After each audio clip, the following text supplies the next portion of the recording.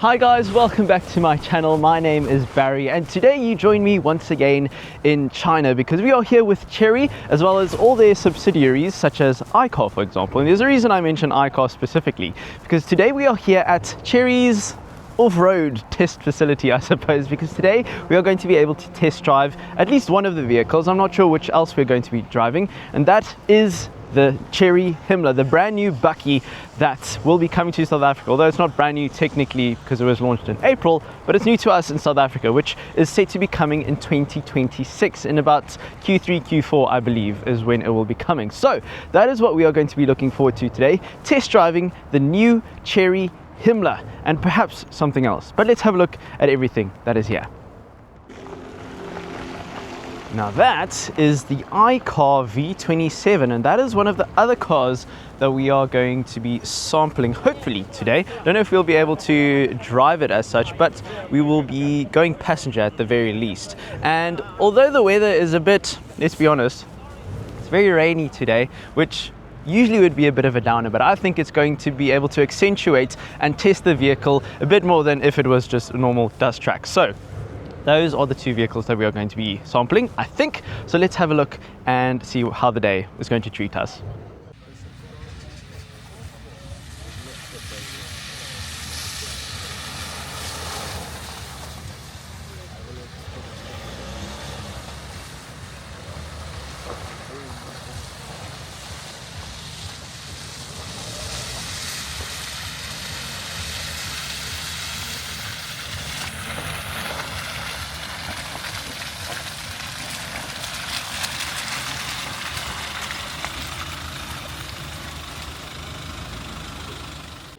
Right, so here we are with the Chery Himla. Now we have briefly walked through this in either a previous video or it's still coming. I haven't quite decided which order these videos are going out.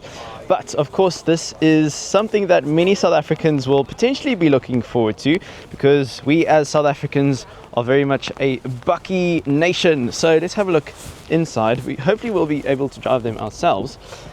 But here we check the interior, which is clean for now, but I don't think it's going to remain that way for terribly much longer. So we'll have a look at the interior a little bit later into when we actually go and drive the vehicle and experience it on this very muddy off-road course. Have a look at the back here. I think it's going to be a very interesting prospect. I do think it's going to do well in South Africa because I don't think this will be a Hilux or a Ranger competitor as such, but the GWMP series, the BYD Shark 6, then we also have of course the LDV, many other Chinese Bakkies that are coming or that are in South Africa. I do think this will be going on top of the sale list, or at least progressing very quickly in terms of sales numbers. So it's going to be very interesting. Let's have a look at this one over here as we move around and just check the interior here. It is raining, which I think is in its favor. It's going to be cool for testing. This one with a brown interior, I think, you know, interior wise I think it looks good. I think it's not overly luxurious because you don't want that necessarily in a Bakkie, because it will be getting dirty, and obviously there'll be different specifications. So yeah, you can see the start button and the switches. So yes, it's going to be very interesting to see what this is going to be all about. But yeah, we will be taking it out here hopefully. So that is, it's going to be a wet and muddy day, but I think here, as we see the Himla, it's going to be cool. It's going to be interesting. So let's see what happens and if we'll be able to put it through. Let's try that again. Put it through its paces. Right. So this is exciting. We are here with the Chery Himla, and we're going to be sampling what it's all about. So this is a left-hand drive vehicle because of course China is a left-hand drive country. And initial impressions, I mean, this is a very muddy, kind of very muddy track indeed, and I think quality wise it feels really good. No squeaks, no rattles. Going over here, it feels solid, it really does. And I think if you consider all the roads that we have in South Africa that are in pristine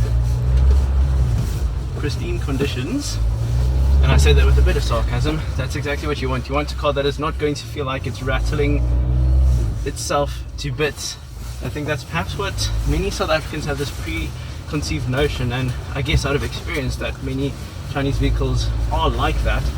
But this does feel well built.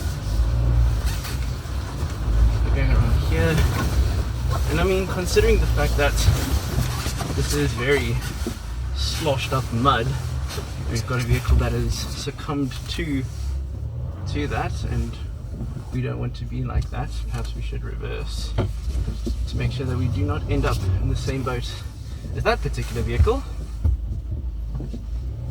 Well, there we go. There we go. I mean, this is some pretty thick mud, and it is traveling through it without any real issues. Just making sure we get some traction.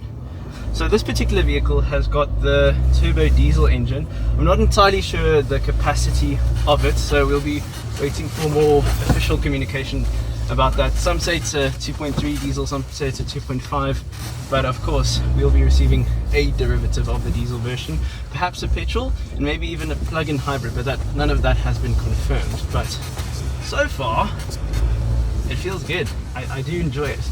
And I think that the kind of person that's going to be buying this car is not necessarily someone who has always driven a Hilux or a Ranger, but it will be someone who has perhaps got a P-Series. They might be looking at something like this. Somebody who already has a few Chery vehicles and they're considering to buy a Bakkie for themselves. This will definitely be something that will catch their attention. So, of course, pricing is yet to be confirmed, but I think, yeah, generally speaking, Chinese vehicles are substantially cheaper, but yeah, less expensive, should we rather say, than the Americans and the Germans, etc. So far so good. I was thinking about going for a little ramp, but I don't think they'd appreciate that too much. So we are almost here, almost to the end of our riding course. I mean, at some speed over some rough terrain, suspension is also quite smooth.